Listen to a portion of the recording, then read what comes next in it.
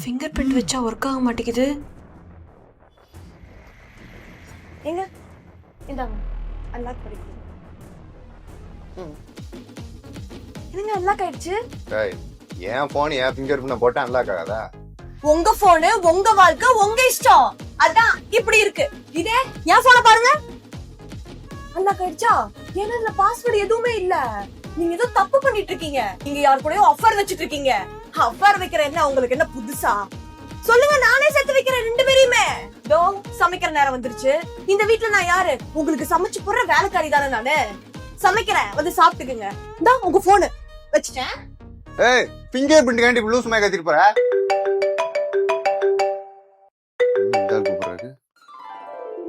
மாமா சொல்லுங்க மாமா.